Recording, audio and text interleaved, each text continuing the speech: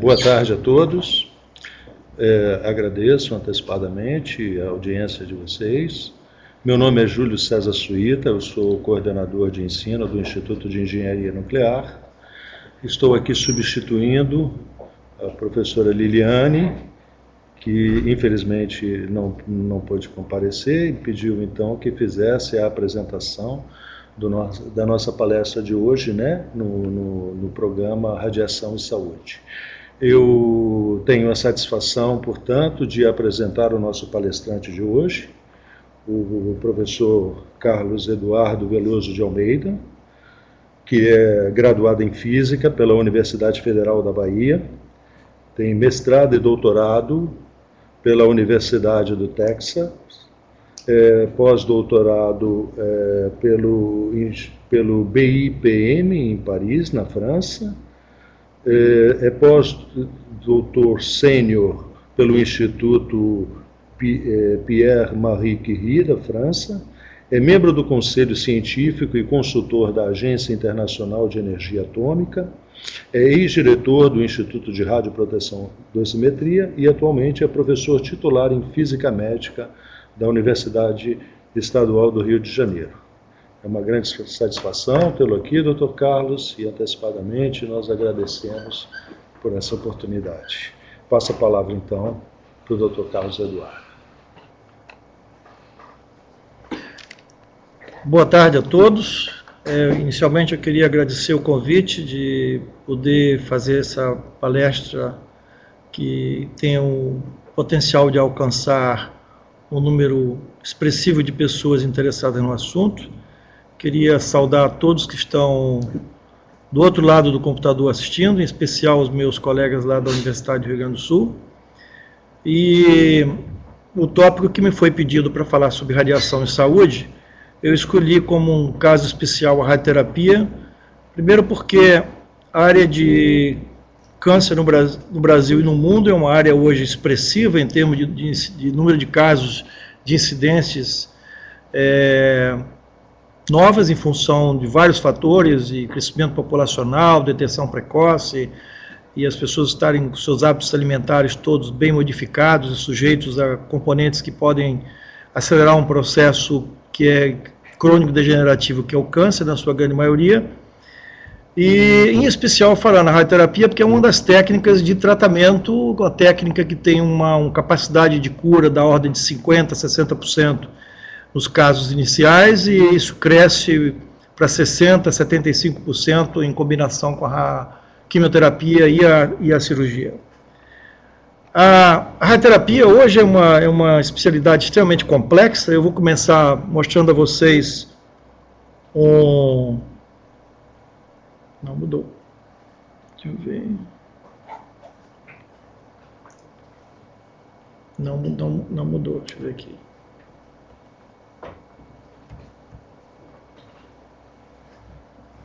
Ele não está obedecendo aqui, ó.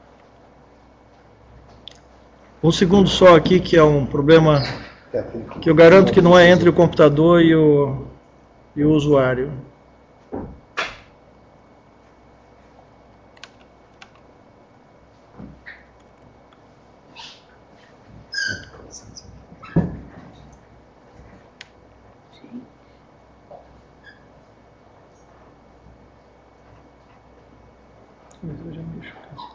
Já consegui.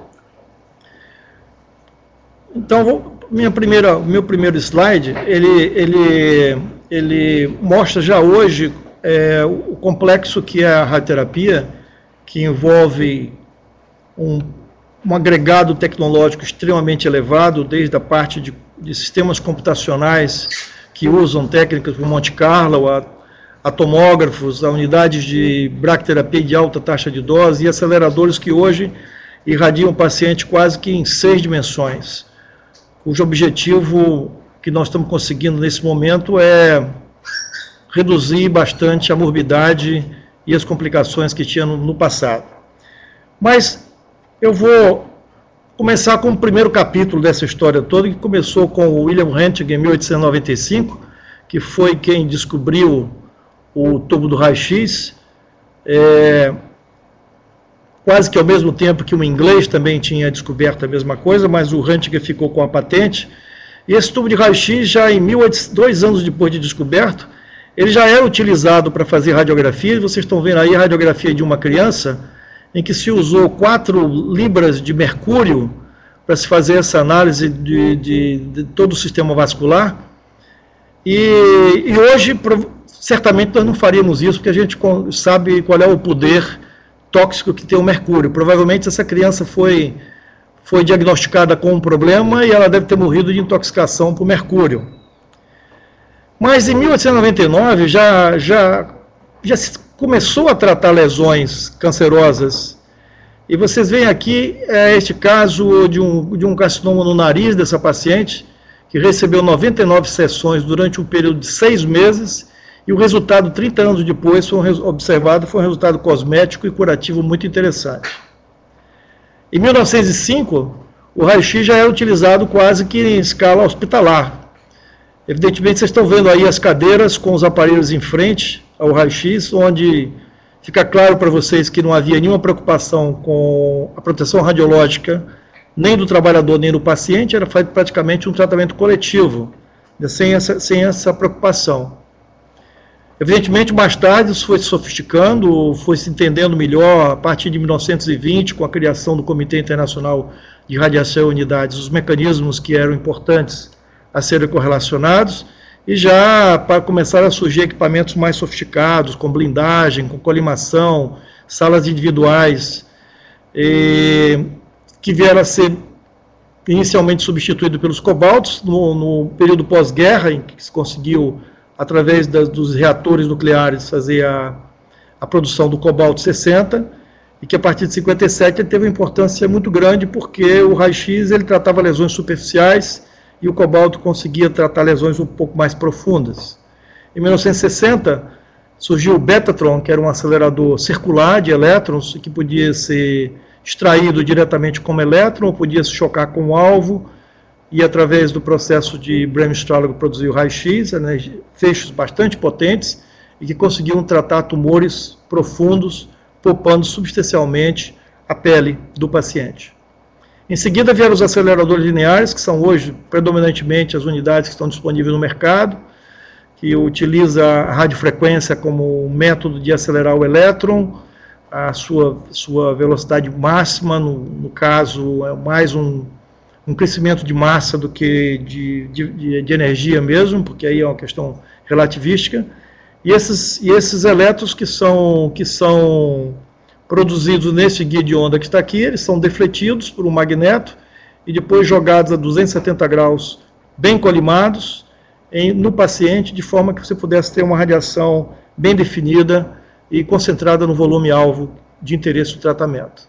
Hoje as unidades, já na década de 60, as unidades já são bem mais modernas, e um pouco mais na frente vocês também vão ver, já se permite trabalhar e se irradiar os pacientes já não mais em uma dimensão, como se fazia antes, ou 2 ou 3, mas em 6, com o movimento de uma mesa robótica que permite movimentar o paciente de forma que o próprio movimento do tumor durante a parte de tratamento, que se chama interfração, possa ser compensado. O segundo capítulo dessa história da radiação começa com essa garotinha que está aí, que vocês estão vendo, que é a Marie Curie. Ela ainda morando na Polônia, filha de imigrantes poloneses que vieram para a França, e que mais tarde ela se associou ao Pierre Curie, e hoje tem um instituto na França que se chama Instituto Pierre-Marie Curie, e que os dois trabalharam juntos de uma forma intensa e muito produtiva, casaram, e que os dois receberam em 1903 o Prêmio Nobel pelo trabalho conjunto que eles fizeram. Em seguida a isso, o Pierre ele sofreu um acidente, foi atropelado por uma carruagem, numa das pontes famosas de Paris. Ela ficou viúva, mas ela continuou o trabalho dela, mesmo porque nesse momento ela sofreu uma discriminação importante da sociedade francesa, de achar que ela tinha ganho o prêmio porque ela estava ao lado do Pierre, quando na realidade todos os livros de anotações dos dois mostram que categoricamente a letras e anotações dos dois sobre os experimentos que estavam fazendo.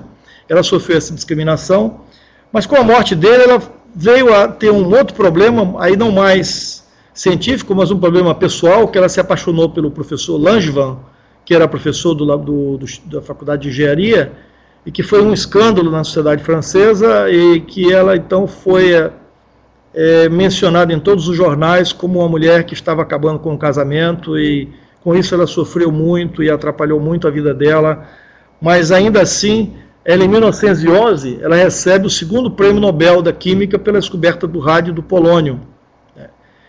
Esse prêmio veio corroborar o fato de que era uma pessoa capaz, mas ainda assim, nesse momento, coincidindo com o incêndio que havia em São Francisco, os jornais franceses não noticiaram esse ganho da Madame Curie.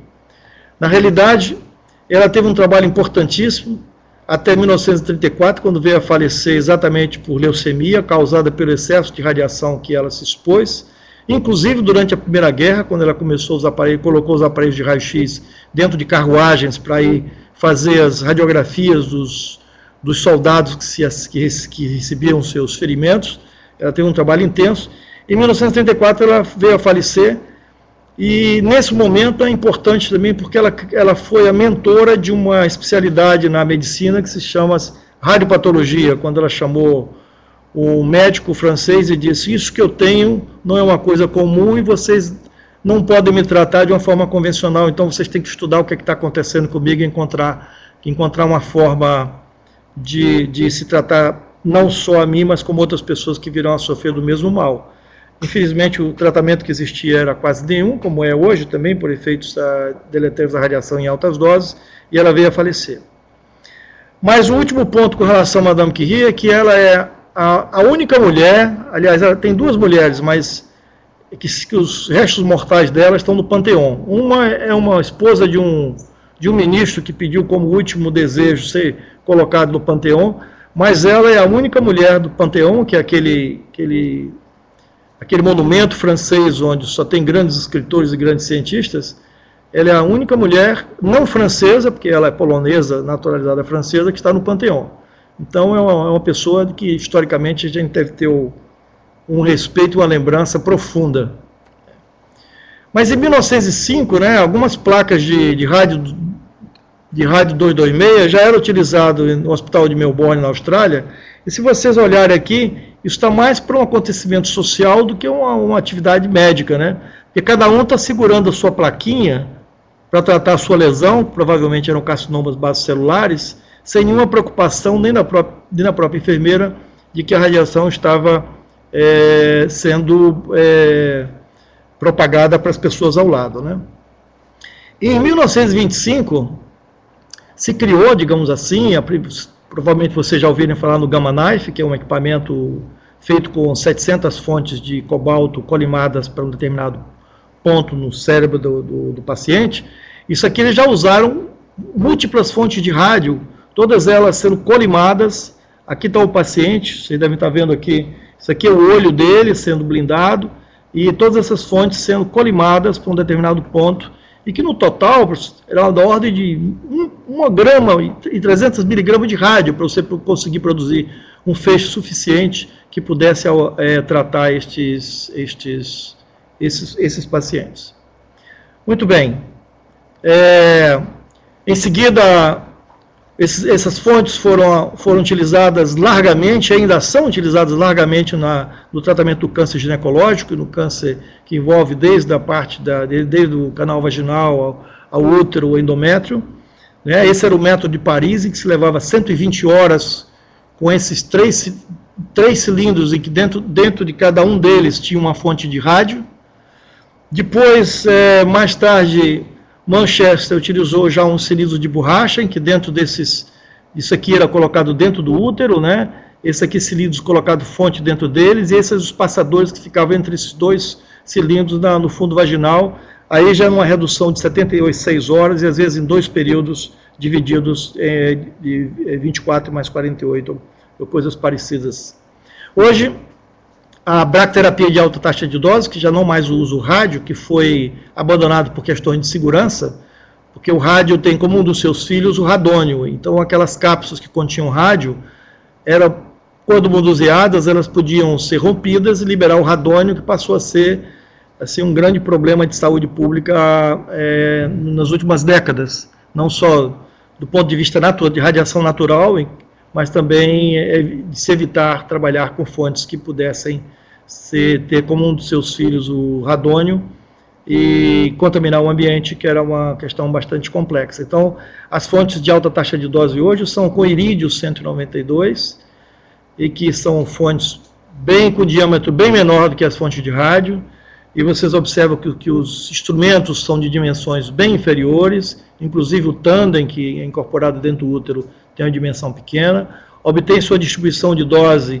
quase que no formato do próprio útero, que está aqui, e com a grande vantagem que o tratamento é realizado em minutos, em alguns minutos, para você fazer, em vez de você passar 76 horas ou 24 e mais 48, você faz 4 a 5 sessões, uma por semana, de alguns minutos para obter a dose, e os resultados são equivalentes aos antigos resultados e melhor no sentido de comodidade para o paciente, de proteção dos trabalhadores e também de redução das complicações. O terceiro capítulo, que envolve a parte de instrumentação. Como que essa radiação ela era medida? Como é que se percebia a radiação através de processos físicos, né? Porque processos biológicos, quando se observava, é porque o efeito já estava bastante pronunciado. Em 1929, você lembra que lá em 25 a gente já estava usando aquela gamma knife de césio, de rádio, se usava o eletroscópio, que nada mais são duas folhas de ouro, e que ao ter dentro dessa garrafa o ar irradiado e ionizado, essas duas folhas iam ficar com cargas elétricas iguais, e elas iam se afastar, e depois se colocava uma escala, e o quanto ela se afastava, se criava uma unidade de exposição, né? Esse era o processo primário, assim, de se saber, ou seja, a radiação está aqui, ela está produzindo um efeito, mas a gente não sabe exatamente o quanto, em termos quantitativos. Mais na frente é que se imaginou a câmara de ionização, que seria um detetor cilíndrico, né, capaz de coletar essas cargas dentro desse cilindro e ter um eletrodo central que coletaria as cargas e, através do edifício de potencial, podia criar uma corrente, com esse eletrômetro bastante complexo que está aqui, mais um volume bem grande, de forma que a sensibilidade do detetor era grande, mas a capacidade de diferenciar doses pequenas, ou seja, a sua resolução era muito precária. Daí então, na próxima década de 60, até início de 70, se trabalhava com esse tipo de eletrômetro, que nada mais é do que um capacitor, que ao final dele tinha uma câmara de ionização, uma câmara que continha o ar para onde seria produzida a ionização, e esse capacitor ele era carregado por este instrumento, depois retirava-se ele desse equipamento e levava para o feixe de radiação. Então o capacitor era descarregado, depois você trazia e fazia numa leitura aqui com uma espécie de um binóculo, você olhava numa escala que estava aqui dentro, o quanto que ele tinha defletido, e aí você podia inferir a quantidade de radiação que foi medida. Isso foi usado largamente, eu mesmo usei isso durante muito tempo, e era bastante confiável, só tinha que ter cuidado com a umidade ambiental que atacava, evidentemente, os isolantes do capacitor. Hoje, os eletrômetros já são bem mais simples, né? A estabilidade fantástica, de menos de 1%, melhor que 1% ao ano. As câmaras de ionização tipo poço já permite que você trabalhe com as fontes de irídio, as fontes de iodo 125 para fazer a sua calibração, o que não era possível naquela época. E, evidentemente, o conjunto de detetores de câmaras que têm aplicações distintas. Por exemplo, o conjunto dessas duas aqui são câmaras de placas paralelas para feixe de elétrons, muito parecida também, existem câmaras de placa paralela para a parte de radiodiagnóstico, e esses outros conjuntos de detetores que vocês estão vendo, que têm volumes diferentes, que têm aplicações diferentes, desde campos maiores até os microcampos que são usados em radiocirurgia. Isso, sem dúvida, foi um avanço importante, porque o conhecimento da grandeza que você está utilizando para tratar, mas ao mesmo tempo o conhecimento da quantidade que você está entregando ao paciente de uma forma padronizada e de uma forma que um outro hospital pudesse, ao usar a mesma técnica, estar utilizando a mesma dose, uma vez que os instrumentos estavam calibrados no laboratório de referência, isso melhorou muito a intercomparação dos resultados clínicos entre os vários hospitais, que praticamente eram só qualitativos, né? Além disso, nós temos os diodos, que são pequenos, que podem ser colocados na superfície do paciente, não só do campo, mas fora do campo. E agora, os mini detetores de MOSFET, que são detetores de estado sólido, que têm capacidade assim, para medir doses superficiais com uma exatidão muito alta, embora eles tenham uma vida pequena e tenham um custo elevado. Os fantomas, ou seja, os simuladores de corpo humano, esses também foram importantes acréscimos no conhecimento e na quantificação do material e das doses em cada tipo de material, e também ao se estudar materiais com densidades diferentes, porque o corpo humano, na realidade, não tem a mesma densidade. Grande parte dele tem a densidade próxima da água, mas nós temos estruturas ósseas e estruturas com quantidade de ar muito grande, como o pulmão, né, o esôfago e outras áreas, que podem ter absorções diferentes que precisam ser conhecidas para se fazer as correções. Esse é um tipo de um fantoma que ele simula o pulmão, ele coloca os lugares onde tem as câmaras, ele pode-se colocar outro tipo de dosímetro, que são os dosímetros, chamam de TLD, os termoluminescentes, e com isso você irradia da mesma forma que você está irradiando um paciente, com os mesmos campos, e você pode fazer uma avaliação da distribuição de doses, comparando com aquilo que você gostaria que fosse, ou seja, aquilo que foi planejado pelo médico, né? No quarto capítulo, né, que eu acho que talvez seja um dos mais importantes nessa área, foi a imagem.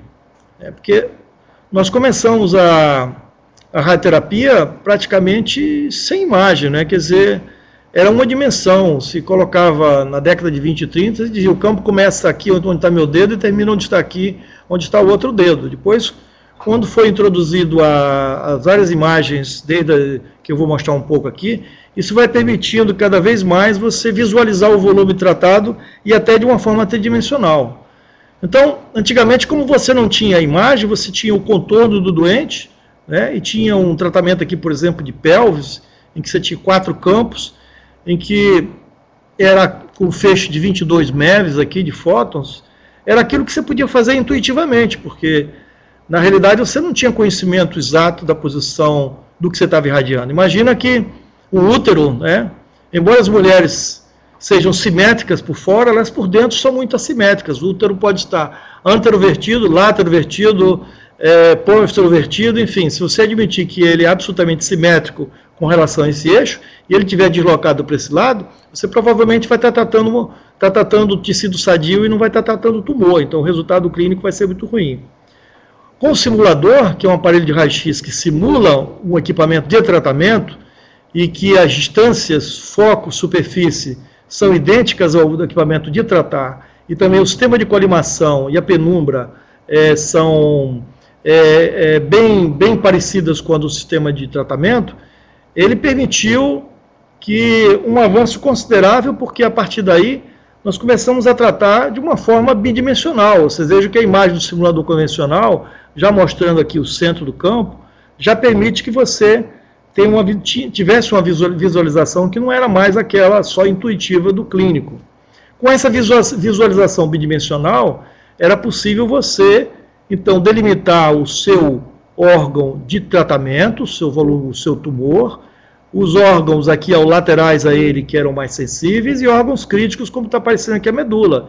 E a distribuição de dose gerada permitia, então, que você pudesse fazer combinações de campos ou pesos de dose ou angulações que pudesse minimizar os efeitos colaterais nos órgãos próximos, que mesmo além de tecidos normais, que pudessem ser mais sensíveis à radiação, como por exemplo a medula é. Permitiu também poder obter as radiografias posteriores e as laterais, você poder superpor a sua curva de isodose no tratamento do câncer do colo de útero, que aqui os dois ovoides estão exatamente no fundo vaginal e o tanda está dentro do útero, e tem uma visualização também lateral. Isso melhorou muito, porque um dos pontos críticos que nós tínhamos aqui era a radiação da bexiga e a radiação do reto, que não se tinha esse conhecimento. Na hora que você começou a radiografar, começou a colocar um bulbo catéter dentro da bexiga, ou colocar um material de contraste no reto, você conseguiu visualizar melhor estes órgãos e reduzir as doses desses órgãos e melhorar os gradientes de dose que pudesse acontecer. Isso foi um avanço considerável do ponto de vista clínico na área da bracterapia. O que surge agora, também dentro desse capítulo, é o tratamento com as sementes de iodo 125, que são colocadas especialmente no tratamento do câncer de próstata, e que vocês estão vendo aqui uma radiografia de todas as sementes que foram colocadas em volta do volume tumoral que foi definido pela próstata. Você pode olhar, parece que elas estão meio desalinhadas, mas no conjunto ela dá uma distribuição de doses muito boa, e hoje estão surgindo no mercado alguns sistemas que permitem que elas tenham um alinhamento bem melhor, né? Com isso, baseado nas imagens de ultrassom, você pode fazer uma reconstrução tridimensional e por processo de subtração, você visualizar as doses exatamente nos pontos críticos aí, que seriam a bexiga e o reto, e com isso fazer um processo de otimização delas aí. Enfim, essa introdução do iodo 125 e de alguns outros elementos é um avanço considerável, quer dizer, são fontes que são colocadas e deixadas nos pacientes, quer dizer, elas têm um decaimento muito rápido e não oferecem nenhum perigo às pessoas que estão ao seu lado, nem aos familiares, porque a absorção é bem localizada, e os resultados clínicos são importantíssimos, porque não só na questão da sobrevida, mas também na questão da morbidade e dos efeitos colaterais. Por exemplo, os pacientes que têm a possibilidade de fazer e que têm indicação de fazer bracterapia com iodo 125, eles têm uma taxa de impotência com relação a uma cirurgia muito mais baixa, o que, ao se tratar de um paciente jovem que tem uma família, que tem uma expectativa de ter uma vida sexual normal, esse tipo de tratamento, bem como o IMRT, que eu vou falar um pouco na frente, eles, mesmo que haja danos causados pela radiação, a pílula que tem no mercado, chamada azulzinha, ela resolve o problema, o que no caso da cirurgia não é possível resolver. Então, a bracterapia ela tem uma vantagem importante sobre cirurgia nesse aspecto. Aí na década de 70 nós começamos a utilizar já o tomógrafo já como um equipamento chamado simulador, em que ele faria a obtenção das imagens a nível de cortes e depois uma reconstrução dessas imagens para permitir que você, após a reconstrução, você pudesse ter uma visualização volumétrica do tumor. Aqui tem uma imagem de um paciente que está sendo reconstruído. O que vocês estão vendo aí, e no queixo dele está muito claro, tem umas linhazinhas mais escuras aqui, e aqui também, olha, representa cada corte obtido na tomografia, que depois você faz a adição e a segmentação dele e obtém quase que a reprodução bastante importante do paciente. Hoje ainda os tomógrafos de mais de 64 canais conseguem ter uma definição incrível, que ajuda muito no planejamento da radioterapia. E nessa reconstrução 3D, vocês veem aqui, esse é um dos cortes, isso aqui é o conjunto de cortes, em que você pode visualizar o feixe de radiação que está incidindo no paciente, e pode também, através de um processo de subtração, você subtrai tecido, você subtrai o osso, se você quiser, e vai observar exatamente a distribuição de dose e a projeção do campo de tratamento sobre a região pélvica, com todo o tecido subtraído. E esses pontinhos aqui coloridos E cada uma dessas cores representa um conjunto de pontos com doses iguais, ou seja, de isodoses.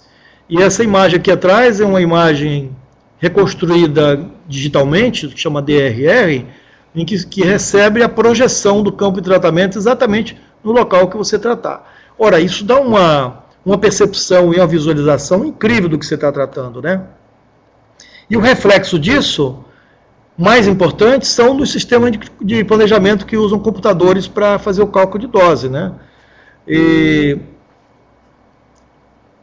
olhando assim rapidamente o conceito do volume tumoral, que é aquele que a gente vai fazer o plano para tratar o doente, você tem aqui vários tons diferentes. Você tem aqui o tumor, você tem o volume clínico, que é aquela margem que se é dada para, eventualmente, uma doença subclínica.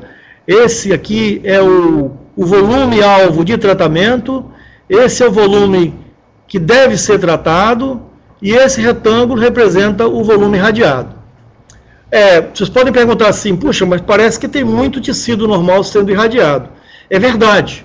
Hoje, com a visualização tridimensional, e com a combinação de campos, você consegue reduzir substancialmente toda essa região que nós estamos chamando aqui de volume irradiado. Você pode reduzir o volume irradiado e, com isso, como você não está irradiando tecido são, você também pode aumentar a dose do tumor, com benefícios importantes com relação ao controle tumoral. Baseado nisso, então, essas imagens, vocês vejam que coisa interessante aqui. Ó. Isso é um nódulo de pulmão que vocês estão vendo aqui, é amarelinho, que foi obtido através de uma sequência longa de cortes do paciente, e que por um processo de subtração, esse nódulo, você reconstruir ele e até identificar quais são as artérias que estão alimentando esse tumor. Tamanha hoje a capacidade e a resolução hoje que os tomógrafos estão. E olha que eu estou falando de uma imagem obtida aqui com 16 canais, nós já estamos com 64 e até 126. Então a resolução é cada vez maior com relação à captação da imagem. Com isso, no tratamento tridimensional, a gente pode ter pelo menos 4 visões do tumor que está sendo tratado. Esse aqui é o tumor que está sendo tratado, na visão, num corte do paciente, essa aqui numa anteroposterior, aqui numa outra visão lateral e aqui numa visão axial. Ora, qual é a vantagem de você ver tudo isso? É que você pode, além de identificar o tumor propriamente dito, mas identificar o que está por perto, que é sensível à radiação, e a partir daí é que você vai definir qual é a técnica que você vai tratar, de angulação, de convolução, de pesos diferentes em campos que são irradiados, de forma que você obtenha a melhor distribuição de dose no tumor com a menor dose dos tecidos vizinhos. Com essas informações, a gente pode entrar numa técnica chamada técnica de compensação eletrônica de dose, em que você reconstrói o seu tumor, né, através da visualização dele em diversos ângulos, e isso aqui representa mais ou menos aqui ao lado o que é o tumor. O tumor nem sempre é redondo, é cilíndrico, ele não tem forma, às vezes ele não tem forma, e esse aqui é a representação de um tumor. Então, para evitar que você trate esse tumor com um campo de radiação igual a esse que está aqui, você pode usar o que se chama a compensação eletrônica, ou seja, você irradiar com pixels que possam irradiar nesse ponto daqui uma dose maior, nesse ponto daqui uma dose menor, e ao final você tem uma distribuição de dose homogênea que faz parte de uma técnica chamada intensidade modulada, ou seja, a dose é quase que pincelada por um artista, digamos assim, em que cada cor deste platô que vocês estão vendo representa uma quantidade diferente de tecido e uma dose diferente que ele recebeu. Ora, isso é digamos assim, de uma inteligência enorme, né, nesse processo, e ao mesmo tempo de um benefício enorme, porque você está otimizando a sua dose em função do tumor que você está vendo. E você imagina que num tumor de próstata, cada ângulo que você olha o tumor, você está visualizando o tumor de uma forma diferente, porque ele não é, como eu dizia, não necessariamente ele é esférico ou cilíndrico, né? A introdução dos colimadores multilâminas, em vez daqueles colimadores que vocês todos já viram no aparelho de raio-x quando fazem uma radiografia, que são quatro colimadores que definem os campos retangulares ou quadrados, no caso dos aceleradores, eles estão usando o que chama-se multilâminas.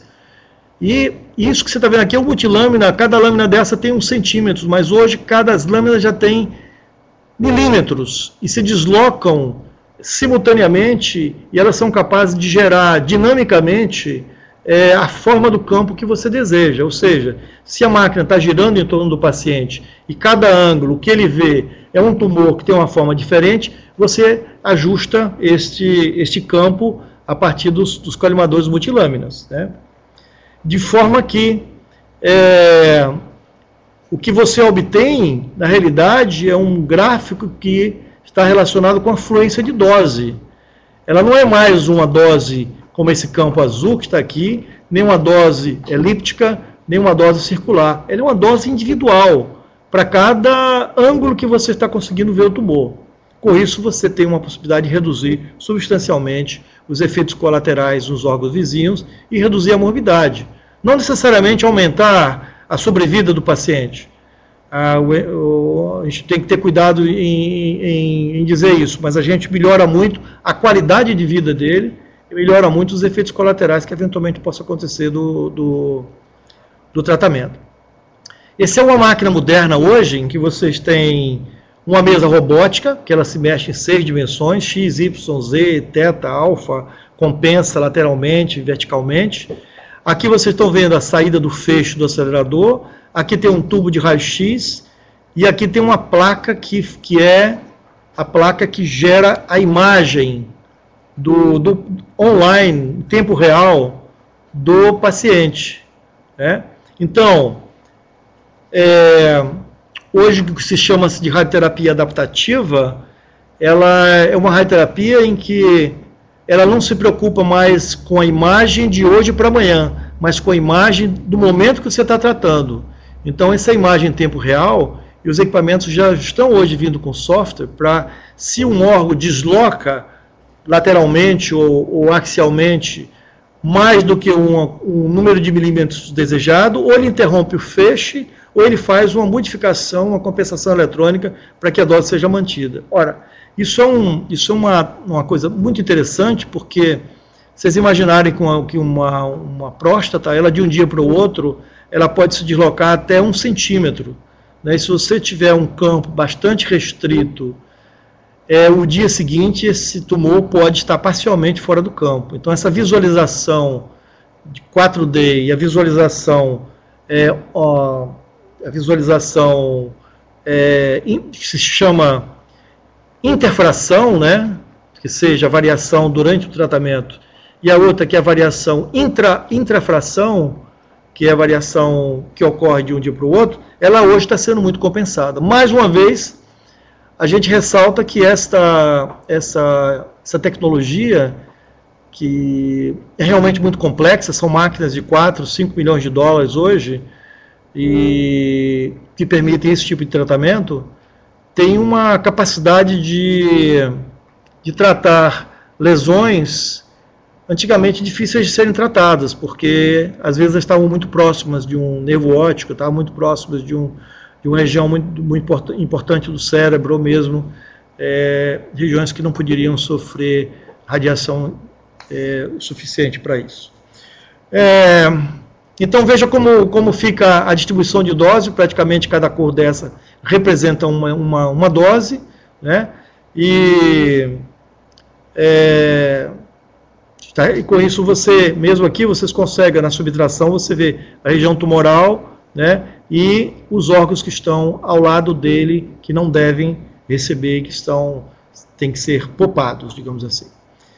Essa é uma técnica nova que está sendo usada, nova, quer dizer, do ponto de vista tecnológico, mas já é usada desde a década de 20, 30, que é a radiocirurgia, são microcolimadores que conseguem produzir ou colimar feixes de até 1, 2 milímetros de diâmetro para tratar lesões cerebrais cujo feixe ele se desloca em torno da cabeça do paciente, focalizando o tumor com vários arcos, de forma que você obtenha, ou em dose única, ou em alguns casos dose fracionada, uma distribuição muito pontual dentro do cérebro, para que você não precise irradiar o cérebro inteiro, não só para metástases cerebrais, mas também para tumores benignos, tipo malformações arteriovenosas e os tumores de nervo auditivo e trigêmeos também. Vamos avançar. O quinto capítulo, então, é a radiobiologia, que eu queria mencionar rapidamente para vocês. No começo da radioterapia, quer dizer, quando não se podia quantificar aquilo que você estava dando, qual era o parâmetro que se usava? Reação de pele. Ou seja, a pele, que vocês vão ver aqui em seguida, essa é uma reação típica de pele. Quando você usa um aparelho de raio-x, em que a deposição de energia é a 100% na superfície, se o tumor tiver a 2, 3, 4, 5 centímetros, naquela época, o que limitava o quanto que você podia dar de radiação ao tumor? É o quanto que a pele podia suportar, né? Então, é o quanto que a pele podia suportar para ela não necrosar.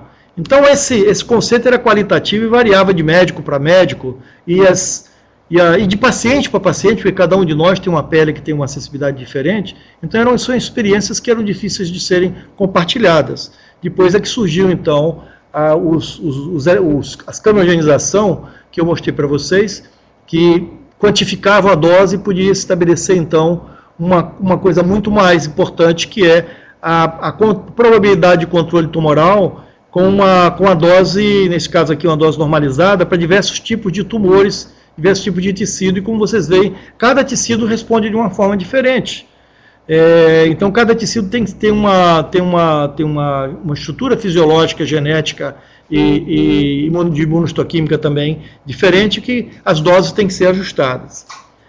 A forma de interpretar essas respostas, esse é o modelo linear quadrático, ele foi observado ainda na década de 40, quando se observava o número de aberrações cromossomiais versus dose absorvida, em que se observava que a curva era uma curva que tinha uma parte linear e uma parte quadrática, né? Que é uma parte linear que era proporcional à dose e uma parte que é não linear que era proporcional ao quadrado da dose. Muito tempo depois, olhando uma curva de sobrevivência celular, se observou que o efeito relacionado com a dose também tinha esse formato. Mas que essa curva, então, ela tinha dois slopes, né? Duas inclinações muito distintas, uma que era essa linear e a outra que era quadrática.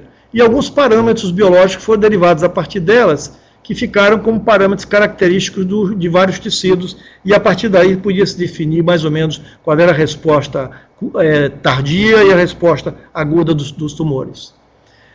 A única coisa que teve que se acrescentar nesse modelo é que, por exemplo, tecidos de resposta tardia, o fator de crescimento tumoral é quase zero, praticamente zero. A próstata é um deles, é um tumor que tem um crescimento muito lento, não deixa de crescer, mas é um crescimento muito lento, diferente de um tumor de cabeça e pescoço. E esse tumor de cabeça e pescoço, então, nesse modelo, você teria que acrescentar um fator de crescimento exponencial, que era específico e é específico de cada tumor. Muito bem. Nessa questão da radiobiologia, que eu tenho mais 2 minutos, a gente tem alguns pontos básicos a considerar. Primeiro é que a resposta de diferentes tecidos são verdadeiras com relação à radiação. Eles variam e vocês viram aquele gráfico que eu mostrei anteriormente. E segundo, isso tem uma implicação muito grande na prática clínica, né? E segundo, as curvas de probabilidade de controle tumoral também variam de acordo com o tipo de tumor. Ora, se isso varia com o tipo de tumor e ele também vai variar um pouco com relação ao doente, na verdade, o que a gente tem que buscar é um processo de individualizar a dose. Cada paciente, com a sua fisiologia, com o seu tumor, deve receber uma dose, não se trabalhar com um valor médio obtido de estudos estatísticos que definam valores em que são suportáveis, ou seja, se for muito acima daquilo pode ter uma complicação, se for muito abaixo daquilo pode ter uma recidiva. Na realidade, isso acontece um pouco porque tem pacientes que poderiam receber uma dose mais alta e outros pacientes que precisam de doses menores. Como a gente trabalha com valor médio, então nossas curvas de sobrevivência, elas sofrem o efeito desses parâmetros.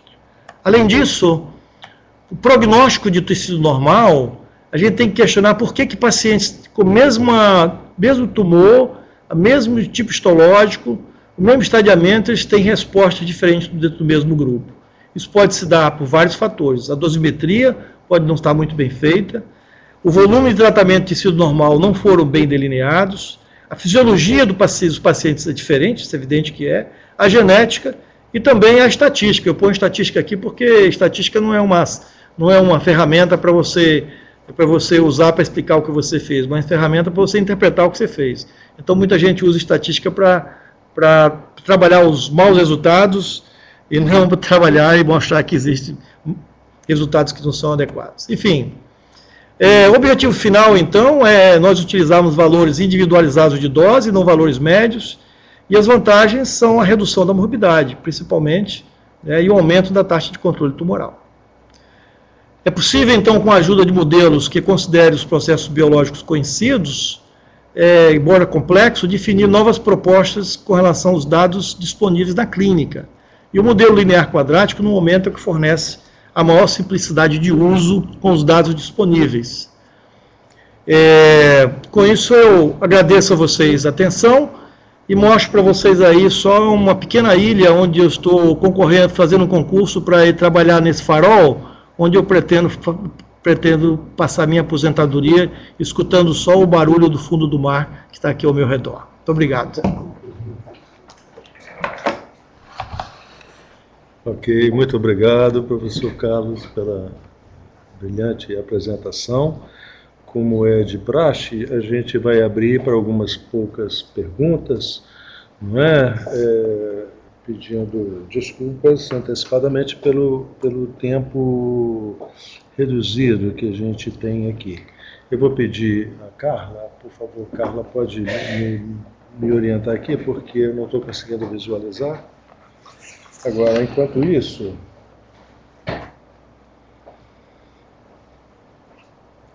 eu tenho aqui uma pergunta.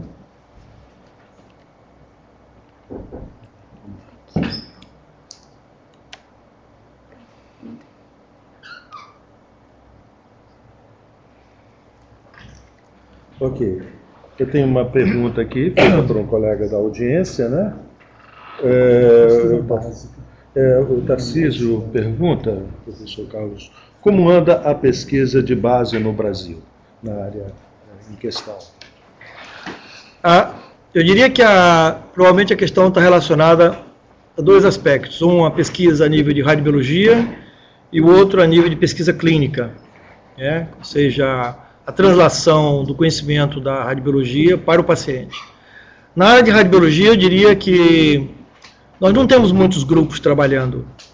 O nosso laboratório está trabalhando agora intensivamente na avaliação dos efeitos colaterais nas coronárias de pacientes que são irradiados em câncer de mama através de um modelo animal. Em São Paulo existe pelo menos 2 grupos com a Segreto e mais um outro na USP que trabalha com isso. Ribeirão Preto tem alguém. Eu acho que a radiobiologia, ela tem dificuldades de se implantar devido ao custo dos experimentos, devido à necessidade de se ter fontes quase que específicas para a irradiação dos animais. Nós agora estamos recebendo um irradiador tridimensional para irradiar microfeixes, microlesões em animais. E na parte genética, eu acho que é onde talvez a pesquisa esteja avançando mais. Eu acho que nós estamos com grupos importantes, não só no Rio, como em São Paulo, mas como em outros lugares, que vão ter reflexo direto do conhecimento melhor de como o tumor se comporta. E ao se conhecer melhor como o tumor se comporta, a gente pode tratá-lo melhor. Na parte de ensaios clínicos, existem já vários estudos em alguns hospitais, não muitos, mas a dificuldade está em você ter grupos bem escolhidos, grupos que você possa fazer o follow-up durante muito tempo, que não é um forte no Brasil, fazer o acompanhamento dos pacientes, porque eles voltam para o seu médico de origem e depois as informações não chegam, e também ter grupos multi-institucionais fazendo a mesma coisa, com os mesmos parâmetros para poder se avaliar. Eu diria que nós estamos caminhando, mas não a passos largos, em ambos os setores. Temos aqui uma outra pergunta feita pela Liliane, né, que é a seguinte: com relação à sua experiência, os erros no cálculo de dose estão aumentando ou diminuindo? Essa pergunta é interessante, porque ela remete à questão da alta tecnologia, né? Existe um engodo filosófico de achar que quanto mais tecnologia você tem, mais segurança você tem. Eu diria que é o contrário, porque quanto mais tecnologia você tem um perigo de usá-la erradamente. E aí começa a ver os problemas sérios, não só na indústria aeroespacial, em outras indústrias tecnológicas, mas na área especificamente da radioterapia. E é curioso dizer que nos últimos 10 anos, um número importante de acidentes ocorreram na radioterapia em centros de primeira ponta com equipamentos de alta tecnologia. Exatamente pelo fato dos profissionais subestimarem as informações que são... a qualidade das informações que deve ser colocada nos computadores e a qualidade das informações que os computadores colocam nas suas impressoras. Então, hoje nós temos erros que resultaram em morte de pacientes em Nova York, em Miami, na França, na Bélgica e recentemente no Brasil também nós tivemos um caso com a morte de uma criança por erro de cálculo. Então, eu diria que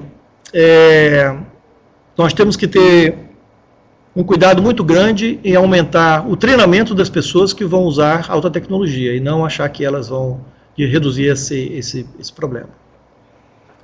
Temos mais uma pergunta aí da audiência, da Flávia. Ela pergunta: as tecnologias apresentadas são utilizadas pelo SUS? Infelizmente não, Flávia. Na grande maioria, elas não estão acessíveis aos pacientes do SUS. Eu diria que talvez uns 30% a 40% dos pacientes do SUS podem se beneficiar de alta tecnologia, especial porque o sistema de pagamento do SUS, ele não permite o pagamento de tecnologias como eu mostrei aqui, do MRT ou de outro 125, ou de bracterapia de alta taxa de dose em sítios que não sejam ginecológicos.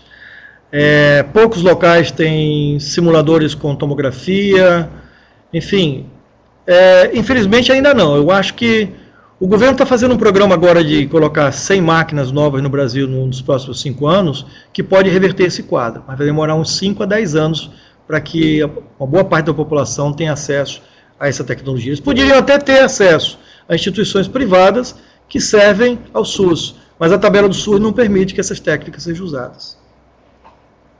Ok. Temos aqui mais uma pergunta feita pela nossa colega Ana Cristina, e ela pergunta o seguinte: qual o estado da arte da relação demanda e oferta da radioterapia no país e seu contexto no ranking mundial? Essa é uma pergunta muito delicada, porque é difícil a gente aceitar uma realidade em que, num país como o nosso, cerca de 40 a 50 mil pacientes por ano deveriam ter acesso à radioterapia e não têm.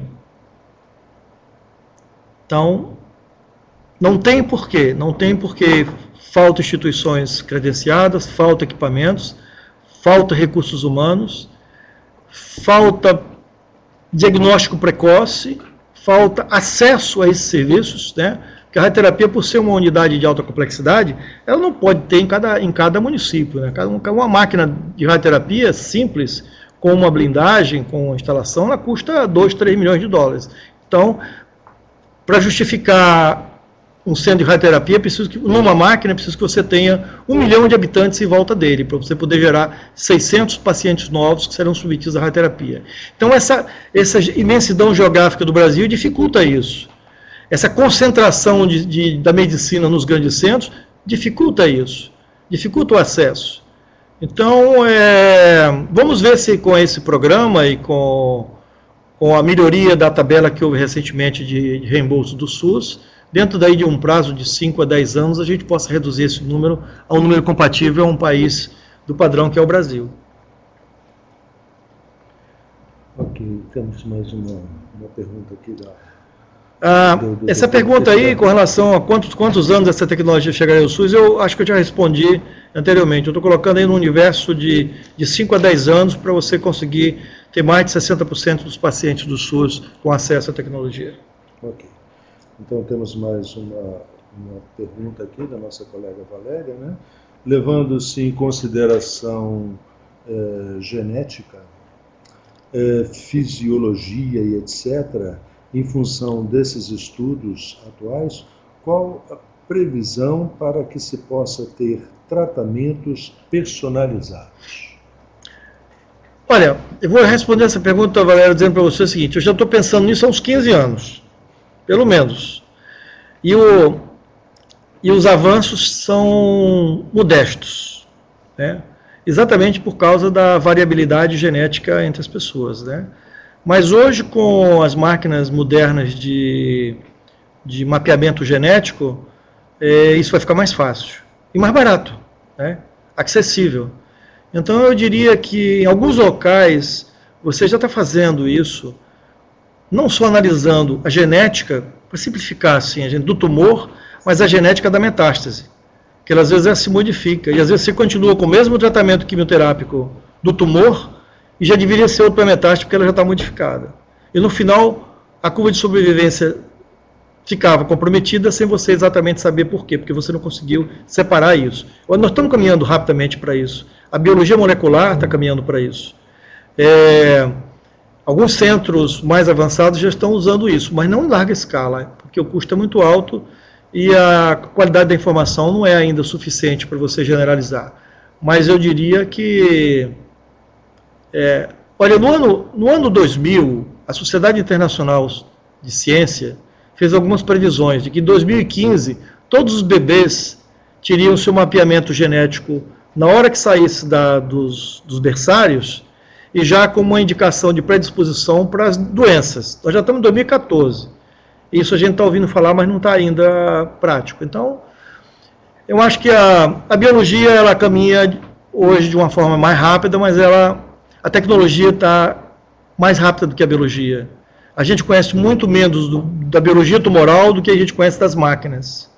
Com isso, a gente está dando o mesmo tratamento que dava há 10 anos atrás do ponto de vista biológico, sem poder diferenciar o que ele vai tratar. Então, esses preditores de resposta que vão surgir e que vão permitir a individualização, eu acho que vai ser um avanço considerável.